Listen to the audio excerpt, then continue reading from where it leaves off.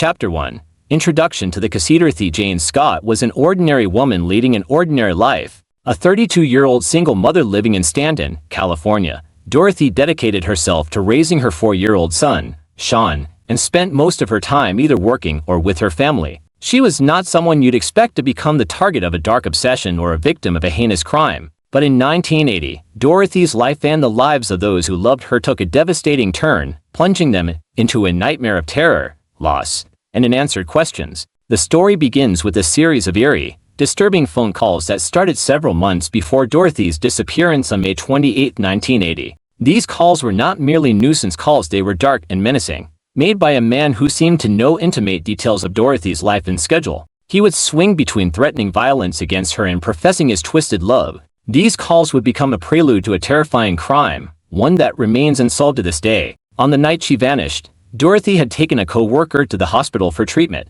It was a gesture of kindness that seemed typical of her character, selfless and caring. But the events that followed were anything but typical. After dropping off her friend, Dorothy's car was found hours later, engulfed in flames, with no sign of her nearby. Her disappearance turned the quiet community upside down, leaving friends, family, and law enforcement scrambling for answers. But the terror didn't end with Dorothy's disappearance. After she went missing, her parents, Jacob and Vera Scott, began receiving sinister phone calls from a man claiming he had Dorothy. Each call was like a knife twisting the wound, keeping their hope alive while mocking their helplessness. The police tried to trace these calls, but they always ended too quickly, frustrating attempts to catch the caller. For years, the mystery of what happened to Dorothy Jane Scott haunted her family. It wasn't until 1984, 4 years after she vanished, that her remains were discovered by chance in a remote area. But even this grim discovery provided little closure. Her cause of death could not be determined, and the identity of her stalker and possible killer remained a shadowy figure lurking just beyond reach. In the annals of true crime, Dorothy Jane Scott's case stands out for the fear and anguish that gripped those left behind,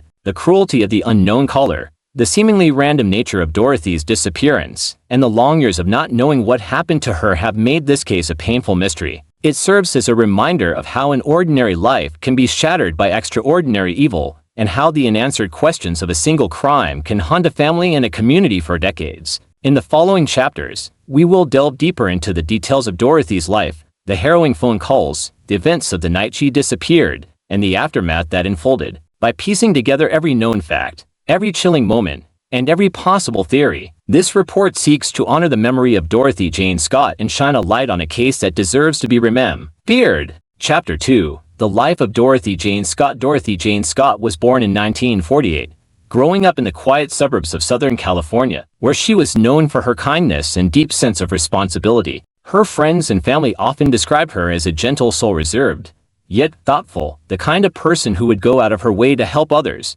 Despite the challenges that life presented, Dorothy remained deeply committed to her family, always putting their needs above her own. By the time she reached her early 30s, Dorothy had settled into a relatively simple life. She lived in Stanton, a small community in Orange County, with her young son, Sean, whom she adored. Dorothy's devotion to Sean defined much of her life. She was a single mother, and while Sean's father lived in Missouri, Dorothy took on the role of both parents with pride. She kept a close relationship with her own parents, Vera and Jacob Scott, who lived nearby and often helped her with childcare. Her daily routine revolved around her work and her family. Dorothy held a secretarial job at the jointly owned shops in Anaheim, Swingers Psych Shop, which sold psychedelic trinkets, and Custom John's Head Shop, which specialized in paraphernalia. These stores catered to the counterculture that had thrived in the 1960s and 70s but were now more subdued by the time Dorothy worked there. Her role was mostly behind the scenes, handling paperwork, payroll,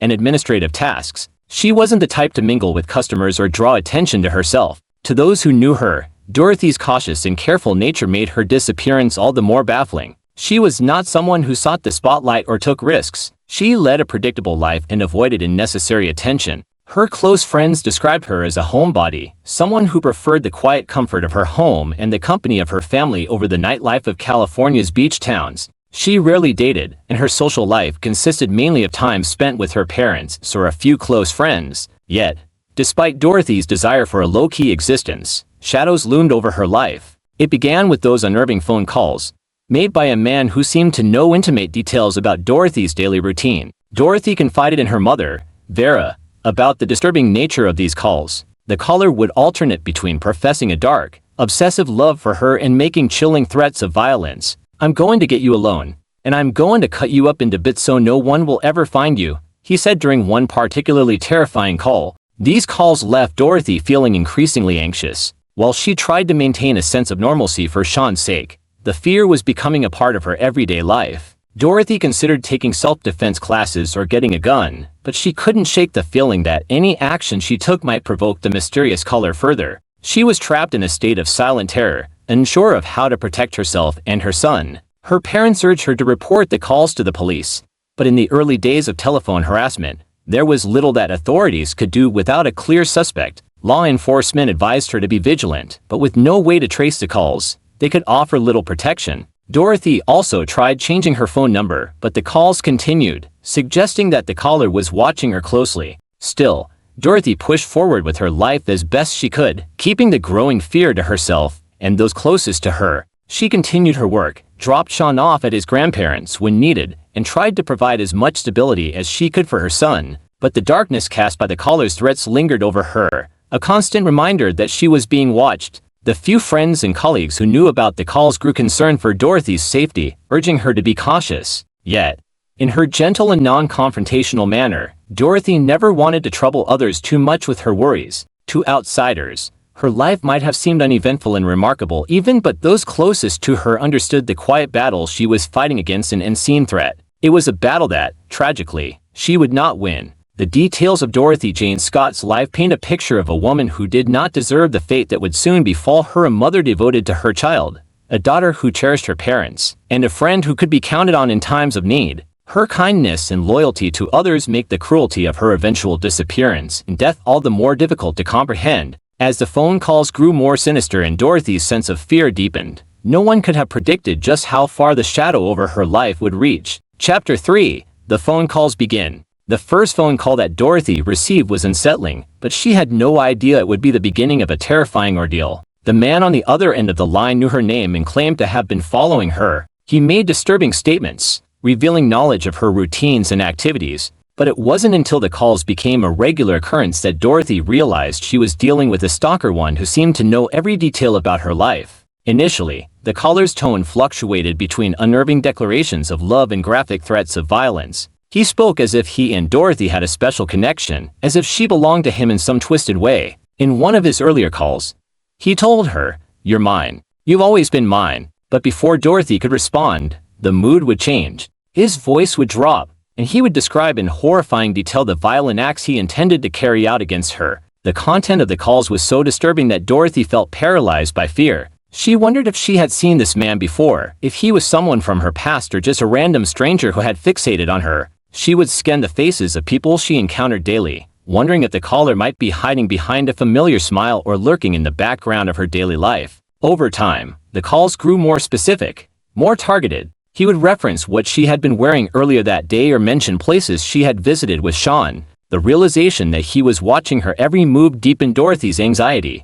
Her mother, Vera, later recalled that Dorothy feared for her life, believing that her stalker was capable of carrying out his threats. Yet, despite her growing terror, Dorothy did her best to maintain a brave front for her son. She did not want to burden Sean with her fears or allow the caller to disrupt her responsibilities as a mother. But in moments of vulnerability, she confided in her parents, sharing the details of the latest phone call and the horrific imagery the man described. The police were notified, but their options were limited. In the 1980s, tracing phone calls was a difficult task, and without concrete evidence or a known identity for the caller, there was little they could do. The officers advised Dorothy to be careful and to keep a log of the calls, hoping that a pattern might emerge. But as the months passed, the calls only became more menacing, and the mysterious voice on the line remained a constant and traceable threat. Friends and family who knew about the calls urged Dorothy to take steps to protect herself. She considered learning self-defense, even looked into purchasing a firearm for her safety,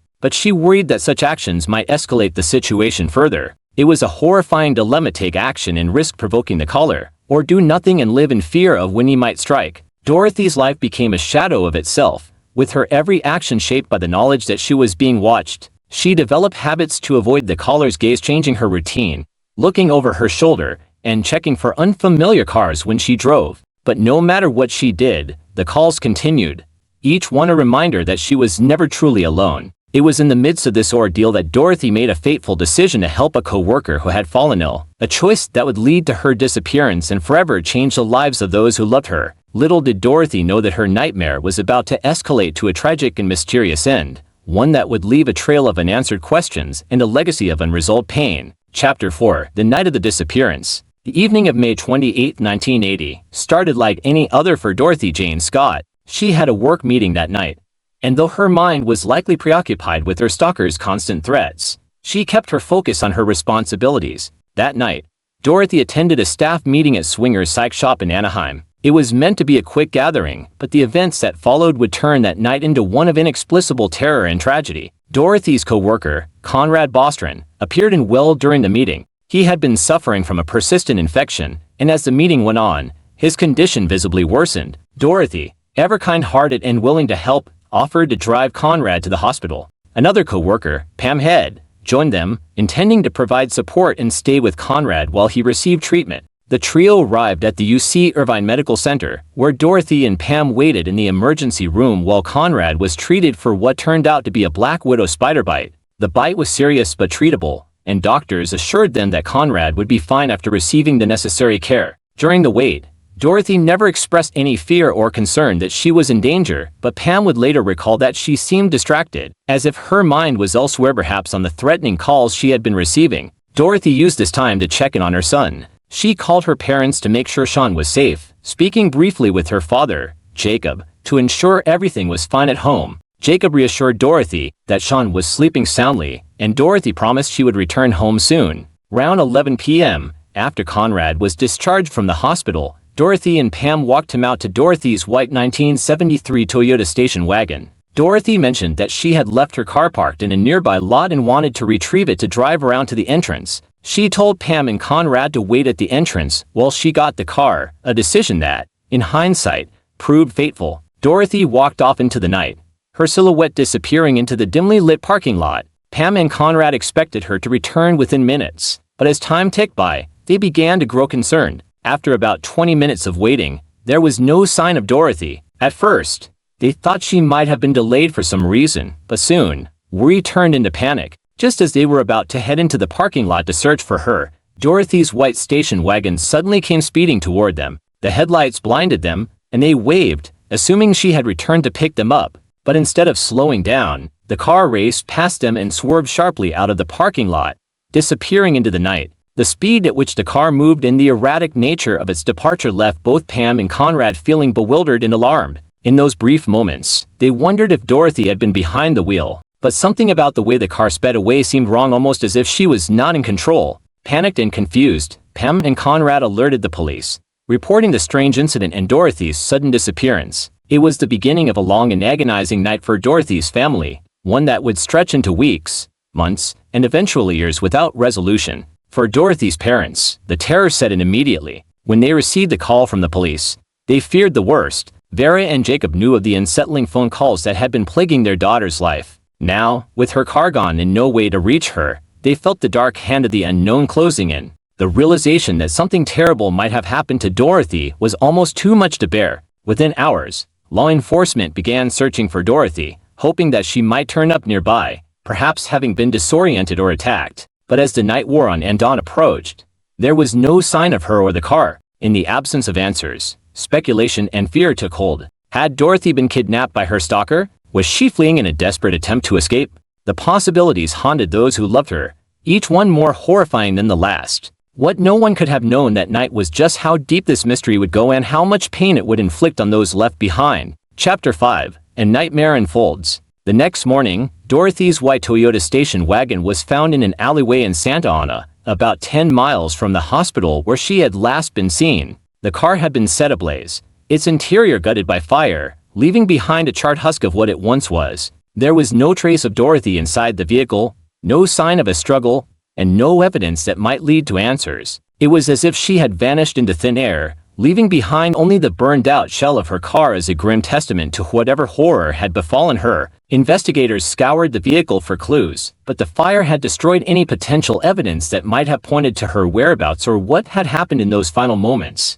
Forensic analysis of the car yielded little to no results. The fire had been too thorough, too deliberate. Detectives began to piece together what they could, but the lack of concrete leads left them with more questions than answers. Meanwhile, Dorothy's family and friends were thrust into a nightmare that seemed to have no end. Her parents, Vera and Jacob, held on to the hope that somehow, she might be found alive. They clung to the possibility that she had managed to escape from her stalker and was hiding somewhere, too afraid to come forward. But as the days turned into weeks, that hope grew more fragile, the weight of reality pressing down on them with every passing hour. In the days following the discovery of her car, the police interviewed Pam and Conrad again, retracing the events of that night at the hospital. Both of them described the chilling moment when Dorothy's car had sped past them, but their accounts only deepened the mystery. If Dorothy had been behind the wheel, why had she driven away so erratically? And if she hadn't, who had taken her place?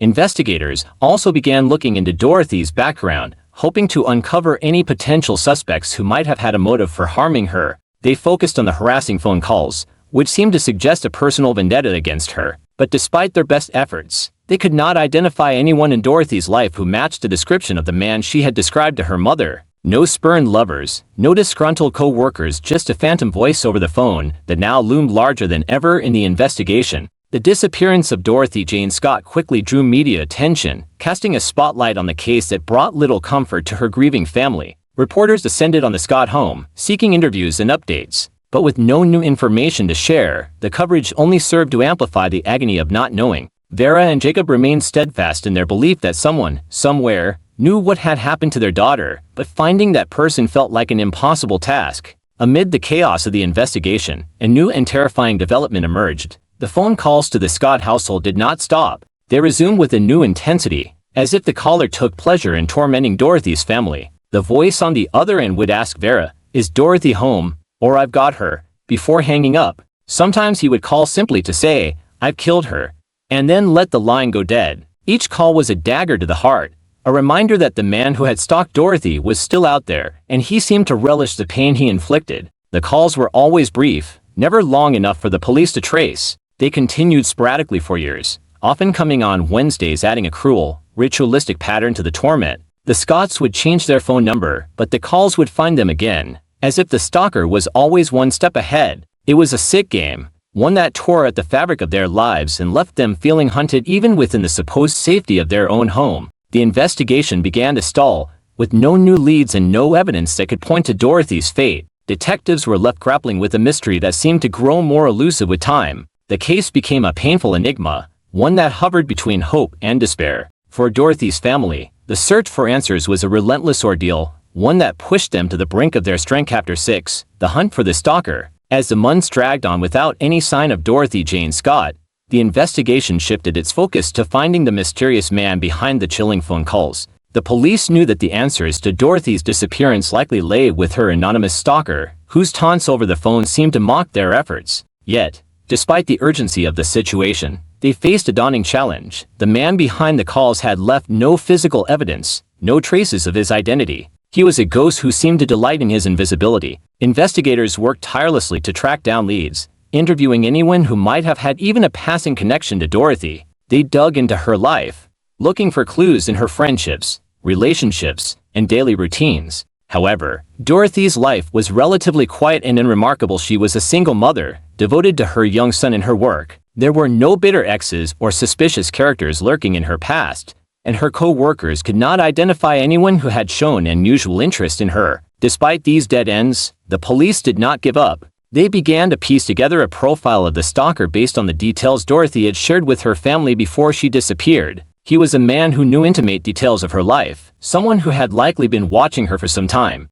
Dorothy had mentioned that she had seen him once before at her workplace, though she never got a good look at him. Her description of him was vague, someone with dark hair who appeared to blend into the crowd. It wasn't much to go on. The ongoing harassment of Dorothy's parents weighed heavily on the police, who knew that the caller's continued taunting might eventually slip up and reveal his identity. The calls always came from a blocked number, making it nearly impossible for the authorities to trace them. They installed a tap on the Scott family's phone line, hoping that one of the calls would last long enough for them to pinpoint a location. But the stalker was careful, never staying on the line for more than a few seconds. It was a frustrating and eerie game of cat and mouse. The press, meanwhile, began to speculate about the identity of the mysterious caller. Rumors swirled about whether the police had a secret suspect in mind, but the truth was far less reassuring. They had no solid leads. The media attention brought forth a few tips from the public, but they all turned out to be dead-ends, false sightings, unsubstantiated claims, and misguided theories.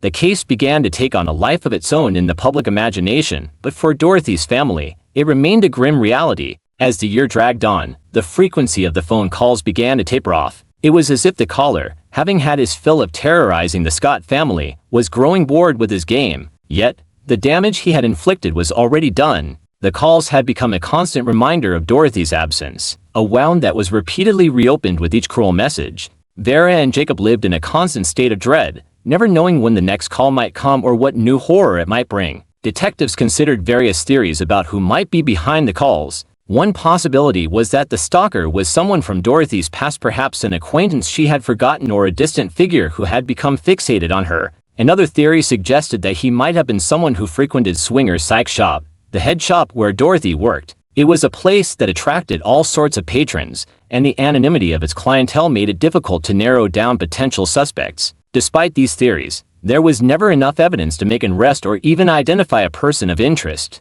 The case languished, becoming one of many unsolved mysteries that haunted the police department. For the detectives working the case, it was a source of frustration and professional anguish. They wanted to bring closure to Dorothy's family, but the trail had gone cold. Even as hope of finding Dorothy alive dwindled, her parents remained resilient. Vera and Jacob continued to make public pleas for information, appearing on local news stations and offering a reward for any details that could lead to Dorothy's whereabouts. They held out hope that somewhere, someone knew something, perhaps even the man behind the calls. But as each day passed without new developments, their hope grew more tenuous, fraying under the weight of the unknown. Chapter 7: The Mysterious Remains. Nearly 4 years after Dorothy Jane Scott's disappearance, on August 6, 1984, a construction worker stumbled upon a gruesome discovery that would shatter any lingering hopes of her safe return. While clearing brush in a remote area of Anaheim, about 30 feet from Santa Ana Canyon Road, he uncovered human remains. The area was isolated and seldom visited, an eerily fitting place for a secret to be buried. The remains were skeletal, exposed to the elements over the years, with little left but bones. Beside them, a turquoise ring and a watch were found, items that were quickly identified by Dorothy's family. Vera recognized the turquoise ring as belonging to her daughter, a small token that Dorothy had cherished. The watch, too, was eerily telling. It had stopped at 12:30 a.m. on May 29, 1980, just hours after Dorothy had vanished from the hospital parking lot. The discovery of the remains was a devastating blow for Dorothy's parents, who had clung to the hope that she might be alive somewhere. Now, they were forced to face the grim reality that Dorothy would never come home. The authorities confirmed that the skeletal remains belonged to Dorothy Jane Scott through dental records, bringing a tragic end to the years of uncertainty. But while her body had been found, the mystery of her death remained. Investigators theorized that Dorothy had been killed shortly after she disappeared, likely at the hands of the same person who had terrorized her with phone calls. But determining the exact cause of death was impossible. The years in the open air had erased any forensic evidence that might have been present. There were no obvious signs of trauma on the bones, leaving detectives to speculate whether she had been strangled, beaten, or otherwise overpowered. For Vera and Jacob, the discovery brought a measure of closure but no peace. The loss of their daughter was compounded by the fact that her killer remained at large. Even with the location of her remains, the police had no new leads. No witnesses who could shed light on what had happened on that fateful night. The unanswered questions lingered like ghosts, haunting the family's every thought. The police renewed their efforts to track down Dorothy's killer, hoping that the discovery of her body might spark new interest in the case. They re-interviewed witnesses, revisited old leads, and even released a new public appeal for information. But the years had taken their toll on the investigation, and time had eroded memories and potential evidence alike. The man who had stalked Dorothy, who had taunted her family with his chilling calls, seemed to have vanished just as suddenly as he had appeared. The case remained open but unsolved, a cold case that continued to haunt the Anaheim community and the detectives who had worked tirelessly to solve it. Despite the lack of progress, Dorothy's story did not fade from the hearts of those who knew her. Her friends and family continued to honor her memory, refusing to let the brutality of her death define her life. They remembered her as a loving mother, a devoted daughter, and a kind soul whose life had been cut short by a senseless act of violence. And though the mystery of her disappearance and death remained unsolved, they held on to the belief that one day, the truth would come to light. Chapter 8: The aftermath of loss in the wake of Dorothy Jane Scott's tragic death, the emotional fallout extended beyond her immediate family. Her parents, Vera and Jacob, found themselves grappling with the loss in public. The anguish of losing their daughter was compounded by the media attention, which often portrayed them as a grieving couple in search of answers. They became unwilling public figures, sharing their pain on television and in newspapers, all while struggling to find some semblance of normalcy in their shattered lives. As the community of Anaheim learned of Dorothy's remains being found, a wave of sorrow washed over them. People who had never met her began to feel a connection to the story,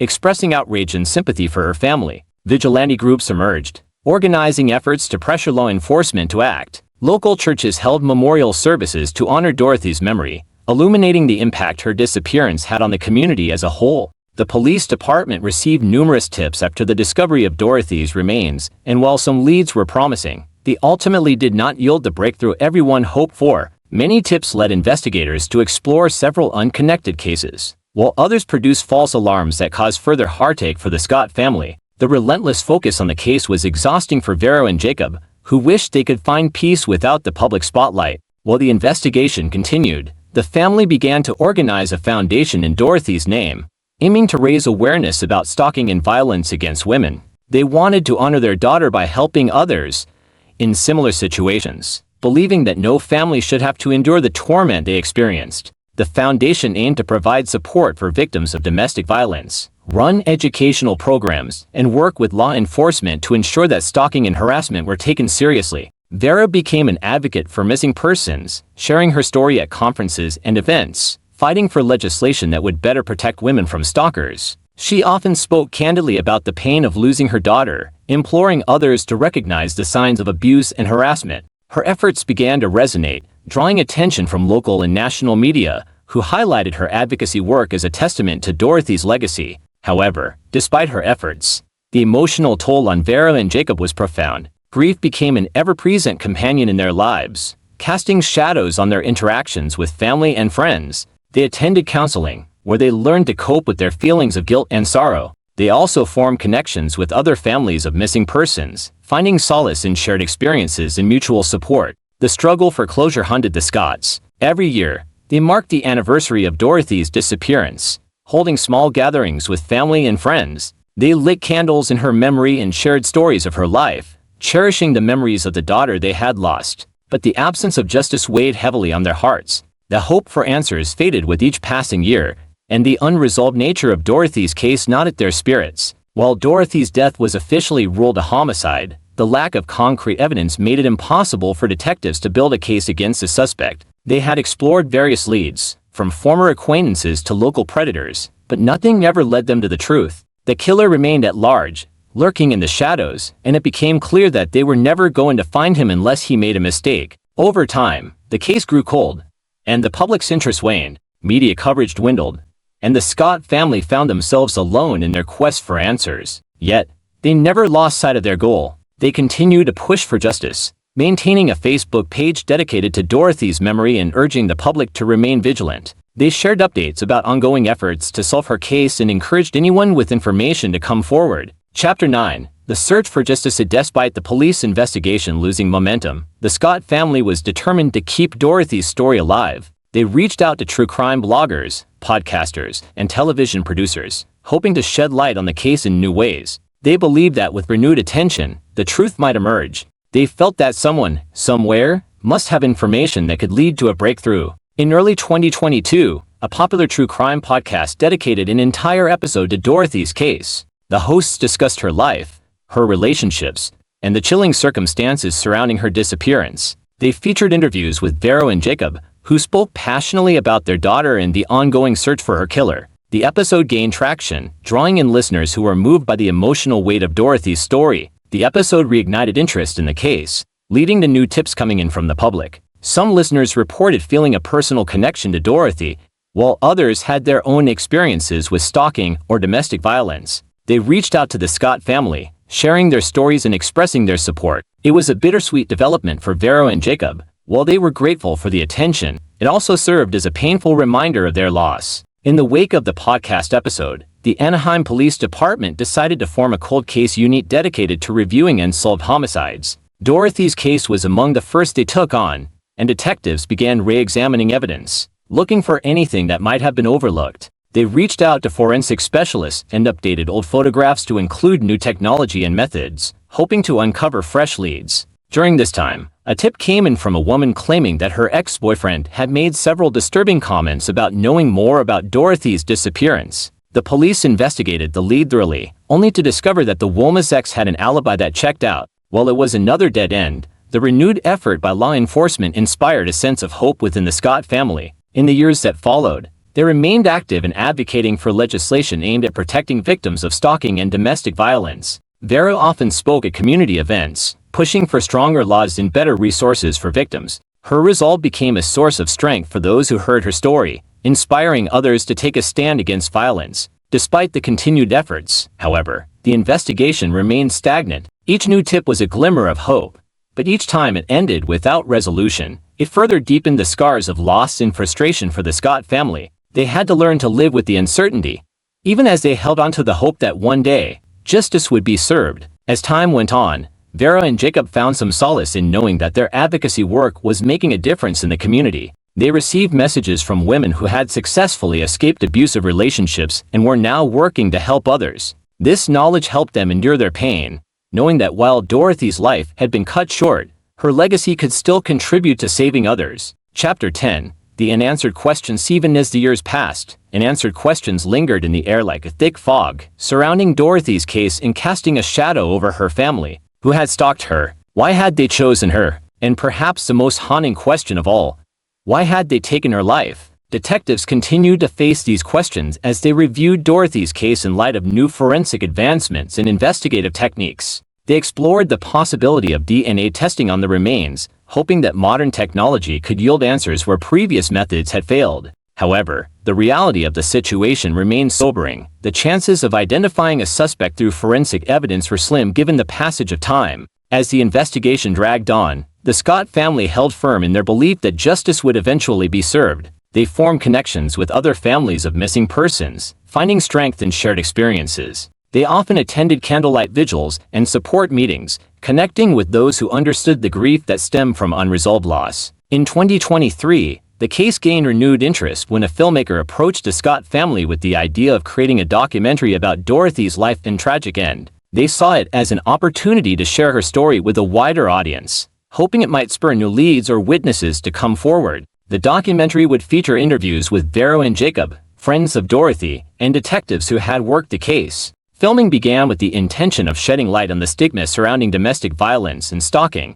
It highlighted the need for education, awareness, and community support in preventing such tragedies. The Scott family hoped that through the documentary, they could not only honor Dorothy's memory but also contribute to the fight against violence toward women. As the project progressed, Vera found herself reflecting more on her daughter's life, her ambitions, and the dreams that were cut short. She spoke about the vibrant woman Dorothy had been, a loving mother who brought joy to those around her. Every story shared on camera was a painful reminder of what had been lost, but it also strengthened her resolve to fight for justice. Ultimately, the case remains open, an unresolved mystery that hangs heavy in the air. Vera and Jacob continue their advocacy work, determined to ensure that Dorothy's story is not forgotten. They keep the hope alive that one day, they will find the truth, and that Dorothy's killer will face justice. Until then, they carry the memory of their daughter in their hearts, forever yearning for the day they can finally say goodbye. Chapter 11. Recent developments in the Dorothy Jane Scott case 2024. As of October 7, 2024, Dorothy Jane Scott's case remains an open investigation, continuing to capture the attention of true crime enthusiasts, advocates for victims of violence, and the general public. In recent months, several developments have emerged that renew hope for the Scott family and those who have followed the case closely. 1. Advances in forensic technology. In early 2024, forensic experts began re-examining the evidence from Dorothy's remains using advanced DNA analysis techniques that were not available at the time of the initial investigation. This effort aims to extract more information from the physical evidence collected, including potential DNA from any known suspects. The results of this analysis are highly anticipated, with investigators expressing cautious optimism about the possibility of generating new leads. 2. A renewed public interest in Dorothy's case surged in the wake of a documentary released in late 2023 that highlighted the circumstances surrounding her disappearance and murder. This film featured interviews with Vera and Jacob Scott, as well as law enforcement officials and advocacy groups dedicated to raising awareness about domestic violence and stalking. The documentary not only rekindled public interest in the case but also encouraged those who may have information to come forward. Following the documentary's release, social media campaigns emerged, using hashtags such as #JusticeForDorothy and #FindDorothyKiller, bringing attention to her story and urging anyone with knowledge about the case to speak up. The increased visibility prompted new tips to be submitted to law enforcement, further energizing the investigation. 3. Legislative changes inspired by advocacy. In response to the ongoing advocacy efforts of Vera Scott and others, new legislation aimed at improving protections for stalking victims has been proposed in California. These proposed changes seek to enhance the legal framework surrounding restraining orders, provide better resources for victims, and ensure that stalking is taken seriously by law enforcement. This push for reform reflects the commitment of advocates to honor Dorothy's memory by working to prevent similar tragedies from occurring in the future. 4. Renewed interviews with witness. Law enforcement has begun revisiting interviews with individuals who were close to Dorothy at the time of her disappearance, including former acquaintances and neighbors. These interviews are part of a strategy to assess any new information that may have come to light since Dorothy's death. Detectives hope that with the new attention on the case, those who may have previously hesitated to speak could now feel more compelled to share what they know. 5. The community's continued support. The Anaheim community continues to rally around the Scott family, with local organizations hosting annual vigils and awareness events to commemorate Dorothy's life. These gatherings serve as both a memorial for Dorothy and a platform for discussing the broader issues of violence against women and the importance of community vigilance. The collective memory of Dorothy Jane Scott serves as a reminder that while her life was tragically cut short, her story has inspired many to stand against violence and support those affected. 6. Ongoing investigation. While new leads have emerged, law enforcement has reiterated that the investigation is still active. They have encouraged anyone with information, no matter how small it may seem, to reach out. Detectives remain committed to solving Dorothy's case and bringing her killer to justice. They understand that the passage of time can often lead to a change in perspective, making it possible that someone may feel ready to come forward with the truth. As of October 2024, the fight for justice for Dorothy Jane Scott continues, fueled by advances in forensic science, community support, and the unwavering determination of her family and advocates. While the pain of her loss remains palpable, the hope for resolution persists. The ongoing investigation serves as a reminder that while Dor's legacy and the pursuit of justice endure, in the hearts of many, Dorothy Jane Scott's story is far from over. It is a powerful narrative that compels society to confront the harsh realities of violence and strive for a future where such tragedies can be prevented. The story of Dorothy Jane Scott is a heartbreaking reminder of the violence that can occur in the shadows of our lives. It illustrates the importance of listening to the signs of stalking and taking action to protect oneself. As Vera and Jacob continue their fight for justice, they remind us all of the need for vigilance in the face of domestic violence and the importance of supporting victims. This account serves not only as a testament to Dorothy's life but also as a call to action for communities to unite against violence and ensure that no one else endures the pain of losing a loved one to such senseless acts.